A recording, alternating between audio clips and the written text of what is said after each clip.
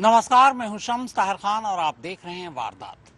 एक सुरंग के अंदर 41 मजदूर ऐसी जगह फंसे जहां तक सूरज की रोशनी भी नहीं पहुंच रही थी। सही मायनों में इन मजदूरों तक खाना और पानी भी 8 दिन बाद पहुंचा। इस दौरान दुनिया के न जाने कितने ही देशों के एक्सपर्ट से संपर्क किया गया। कुछ तो उत्तराखंड भी पहुंचे, अमेरिकी मशीनें तक मंगाई गई, लेकिन आखिर में इन मजदूरों तक पहुंचने का रास्ता और उन्हें बाहर निकालने का आइडिया चूहों के हुनर ने दिया, जिसे हम रैट माइनिंग कहते हैं।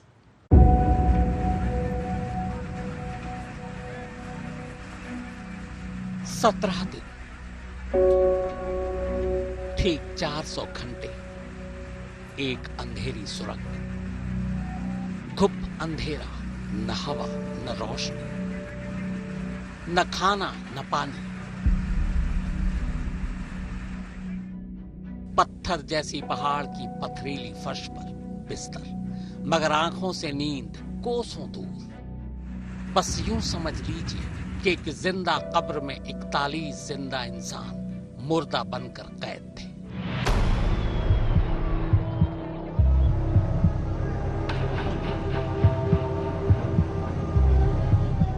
बाहर निकलने के लिए न कोई रास्ता न दरवाजा, न पहाड़ों के दामन से झांकती कोई खिड़की। 145 करोड़ हिंदुस्तानियों में से 41 हिंदुस्तानी अचानक जैसे दुनिया से कट गए, मानो उनकी पूरी दुनिया ही 60 मीटर के एक अंधेरे सुरंग में घुटकर रह गई। इन 17 दिनों और कुल 400 घंटों के दौरान पहाड़ों और इंसानों के बीच एक खामोश लड़ाई जारी थी।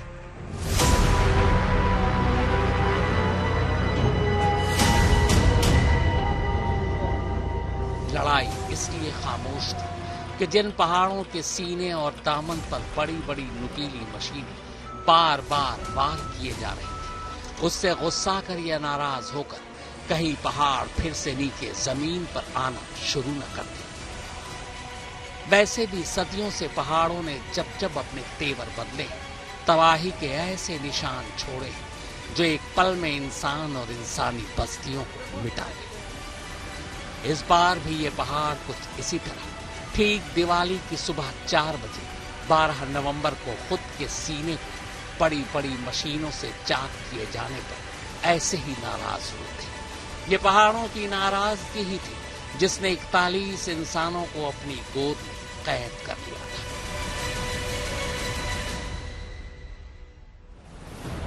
बात दिसंबर 2016 की है, जब पहली बार देवभूमि यानी उत्तराखंड की 4 धामों गंगोत्री, यमुनोत्री, केदारनाथ और बद्रीनाथ को एक चौड़ी सड़क से जोड़ने का ऐलान हुआ था। इसके तहत लगभग 900 किलोमीटर लंबी 2 लाइन वाली चौड़ी सड़क को बनाने का काम शुरू हुआ। 12,000 करोड़ रुपए का बजट था। अगले साल शायद काम पूरा भी हो जाए। इसी सड़क के रास्ते में उत्तरकाशी के करीब सिलक्यारा की पहाड़ियों को काटकर 4.5 किलोमीटर लंबी एक सुरंग बनाई जा रही थी। इस सुरंग के बन जाने से 2 घंटे की दूरी 5 मिनट में तय हो जाती। सिलक्यारा की तरफ से सुरंग के मुंह से 60 मीटर अंदर तक खुदाई हो चुकी थी, लेकिन 12 नवंबर की सुबह 4 बजे अचानक पहाड़ का एक हिस्सा भरभरा कर नीचे गिर पड़ा। यह हिस्सा ऐसी जगह गिरा था जहां से सुरंग का मुंह खुलता था। अब सिलक्यारा का मुंह बंद हो चुका था और दूसरी तरफ कोई रास्ता ही नहीं था। 12 नवंबर की सुबह सुरंग के 60 मीटर अंदर 41 मजदूर काम कर रहे थे और वो सब के सब अंदर फंस चुके थे।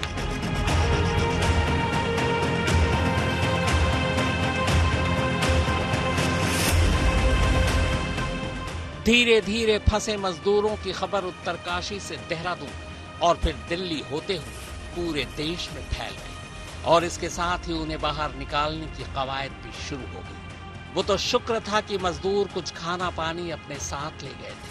अगले कुछ दिन उसी से उनका गुजारा हुआ, लेकिन फिर खाना पानी भी खत्म। इसके बाद कई दिनों तक उन्हें भूखा रहना पड़ा। पहली बार 20 नवंबर को मजदूरों तक सही मायनों में खाना पानी और दवाएं पहुंची। ये वही दिन था जब देश ने कैमरे के जरिए सुरंग के अंदर फंसे मजदूरों का चेहरा देखा, उनकी आवाज सुनी काफी लोग सभा आवाज आ रही है। ये विश्वजीत है सर। के बगल वाला शुरू के कुछ दिनों तक तो लोकल लेवल और कंपनी के कारिंदों के जरिए ही मजदूरों को बाहर निकालने की कोशिशें की गई, लेकिन कामयाबी नहीं मिली। इधर दिन तेजी से बीतते जा रहे थे। मौसम खराब होने का डर अलग सता रहा था। मजदूरों की जान लगातार खतरे की तरफ बढ़ रही थी। इन नाजुक हालात में सरकार भी हरकत में आई। ऐसे हालात से निपटने में माहिर और ऐसी सुरंग से बाहर निकालने के फन के उस्ताद दुनिया के कई देशों के एक्सपर्ट से संपर्क साधा गया। इनमें नॉर्वे, थाईलैंड, अमेरिका और ऑस्ट्रेलिया के एक्सपर्ट शामिल थे। इनमें सबसे काबिल एक्सपर्ट ऑस्ट्रेलिया के अर्नोल्ड डिक्स को तो आनन फानन में ऑस्ट्रेलिया से उत्तराखंड ही बुला लिया। एक्सपर्ट्स के साथ साथ पहाड़ों का सीना चाक करने वाली ऑगर मशीनों के पुर्जे भी उत्तरकाशी तक पहुंच चुके थे। अब डिक्स की सरपरस्ती में सुरंग में इतनी जगह बनाने की कोशिशें शुरू हो गई जिनसे एक एक कर मजदूरों को बाहर लाया जा सके। इसमें भी कई रुकावटें आई। कभी मशीन खराब हो गई तो कभी मशीन की ब्लेड ही टूट गई। बाद में मशीन का पुर्जा ही पहाड़ों के सख्त चट्टानों से टकराकर पूरी तरह से टूट गया। बस शुक्र इतना था कि अगर मशीन ने दम तोड़ने से पहले 60 मीटर के फासले में से 48 मीटर तक का फासला पूरा कर दिया था। यानी अब मजदूर अंधेरी सुरंग के अंधेरे और उजाले से फकत 12 मीटर की दूरी पर थे। आखिरी के इन 12 मीटर की दूरी को तय करने का अब एक ही रास्ता था, या तो ऑगर मशीनों के ठीक होने का इंतजार करें या फिर नई मशीनें सुरंग तक पहुंचे। लेकिन इसके बावजूद गारंटी नहीं थी। वजह ये कि जहां मशीन के पुर्जे टकराकर टूट या फंस चुके थे, पहाड़ के उन हिस्सों में चट्टानें बेहद मजबूत थी। अगली मशीन का हश्र भी यही हो सकता था। अर्नोल्ड डिक्स को भी इस बात का अंदाजा था। इसीलिए उन्हें यह तक कहना पड़ा कि मजदूरों को बाहर निकाल तो लेंगे, लेकिन इसके लिए शायद क्रिसमस तक का इंतजार करना पड़ेगा। डिक्स के इस बयान के बाद उम्मीदें मायूसी में बदलने लगी। सब्र अपना दामन छोड़ने लगा था। लेकिन तभी एक करिश्मा होता है और उस करिश्मे का नाम था चूहा। बात 1920 की है। तब हम अंग्रेजों के गुलाम हुआ करते थे। अंग्रेजों ने देखा कि धनबाद में बेशुमार कोयले के खान हैं। तब कोयले की सख्त जरूरत भी थी। रेलगाड़ी आ चुकी थी, स्टीम इंजन का जमाना था और ये इंजन कोयले से ही चलता था। लेकिन अंग्रेजों के सामने दिक्कत ये थी कि खान में कोयला तो भरा पड़ा था, पर उस कोयले तक पहुंचना और उसे बाहर निकालना आसान नहीं था, क्योंकि तब ऑगर जैसी मशीनें तो छोड़िए, ऐसी मामूली मशीनें भी नहीं थी जिनसे पहाड़ों को काट कर या जमीन में सुरंग कर कोयला बाहर निकाला जाता। तब अंग्रेजों को अचानक चूहों की याद आई। वही चूहे जो घरों में घुस जाएं तो कपड़े कुतर डालें, वही चूहे जो अपने हाथों और मुंह से छोटे छोटे सुरंग बना डालें। अंग्रेजों को चूहों की यादा बड़ी पसंद आई। इसी के बाद उन्होंने चूहों की इन हरकतों को इंसानों पर आजमाने का फैसला किया। अब धनबाद में कोयला के खानों में इंसान अपने दोनों हाथों से हथौड़ी और छेनी लिए बड़े बड़े पहाड़ों के सीने काट रहे थे। जमीन के अंदर बड़े बड़े गड्ढे खोद रहे थे और फिर उन्हीं हाथों से वो कोयला बाहर निकालने लगे। तब पहली बार ऐसे इंसानों को एक नाम मिला था। वो नाम था रैट माइनर। इधर उत्तरकाशी में सारे आइडियाज फेल हो रहे थे। मशीनें दगा दे चुकी थी। एक्सपर्ट्स क्रिसमस तक की मोहलत मांग रहे थे। तभी ऐसे में कुछ लोगों को अचानक रैट माइनर्स की याद आई। असल में अब फासला फकत 12 मीटर का था। 12 मीटर के इस फासले को रैट माइनर्स अपने हाथों से छेनी हथौड़े के जरिए आराम से पाट सकते थे। पर तभी एक दिक्कत भी याद आई। दिक्कत ये कि पर्यावरण के रक्षक एनजीटी यानी नेशनल ग्रीन ट्रिब्यूनल ने रैट माइनिंग पर 2014 से ही पाबंदी लगा रखी है। वजह यह थी कि मेघालय में कोयले के ऐसे कई खानों में हादसों का शिकार होकर कई रैट माइनर्स दम तोड़ चुके थे।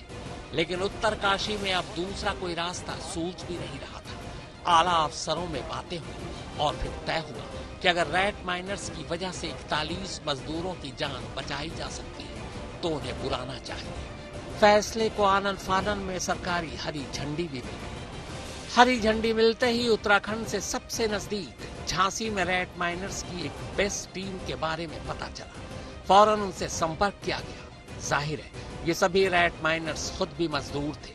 अपने जैसे मजदूर भाइयों की जान बचाने के लिए वो फौरन तैयार हो गए। इसी के बाद उन्हें उत्तरकाशी में मौजूद सिलक्यारा के उस सुरंग के मुहाने तक ले जाया गया, जिसके 60 मीटर अंदर 41 जिंदगियां जिंदगी और मौत के बीच झूल रही थी।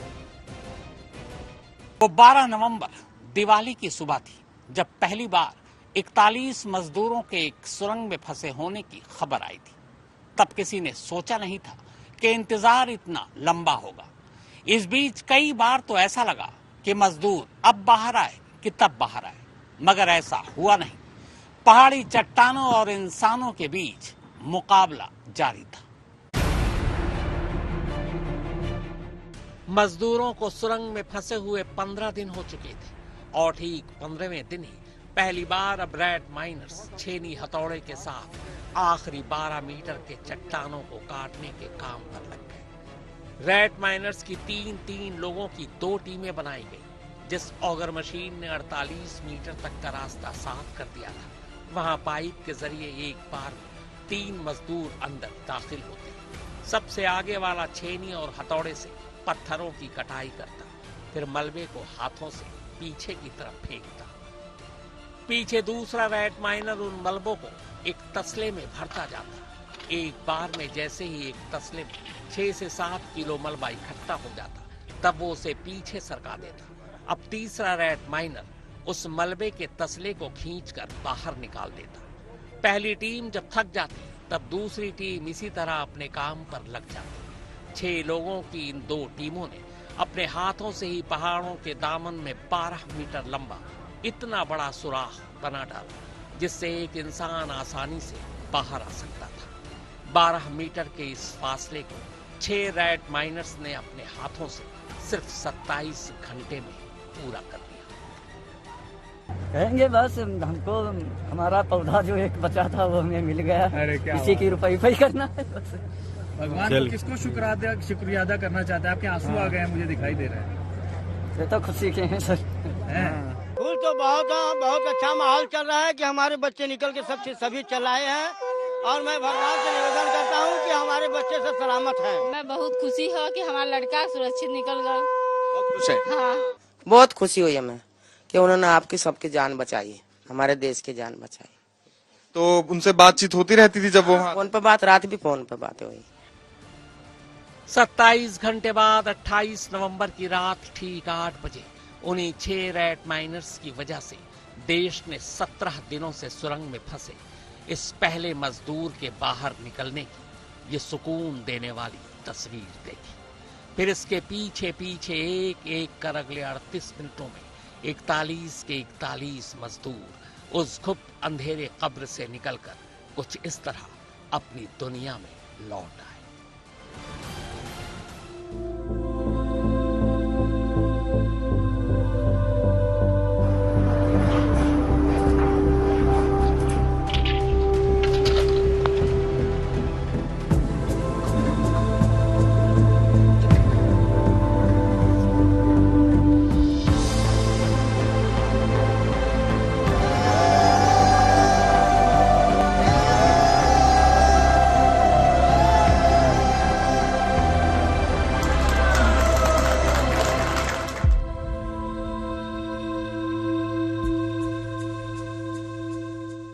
तो वारदात में फिलहाल इतना ही, मगर देश और दुनिया की बाकी खबरों के लिए आप देखते रहिए आज तक।